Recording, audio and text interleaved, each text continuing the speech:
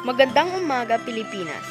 Ngayon, samahan ninyo akong tuklasin ang mga kahangahangang tanawin at yaman ng Pilipinas, mula Luzon, Visayas hanggang Mindanao. Handa na ba kayong maselayan ang ating bansa? Sa Luzon, matatagpuan ang Banawe Rice Terraces, isang UNESCO World Heritage Site na nagpapakita ng galing ng ating mga ninuno.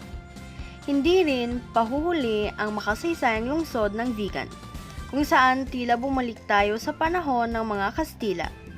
At syempre, ang Bulkan Mayon na may perpektong kono.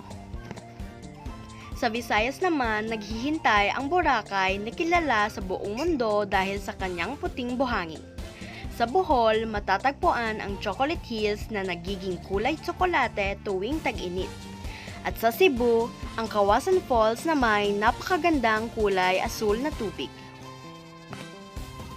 At sa Mindanao, matatagpuan ang Siargao, ang surfing capital ng Pilipinas. Sa Lake Cebu, matutunghayan ang kultura ng mga Tiboli. At sa Mount Apo, ang pinakamataas na bundok sa bansa, makikita ang ganda ng kalikasan. Sa bawat sulok ng Luzon, Visayas at Mindanao, may naghihintay na bagong adventure.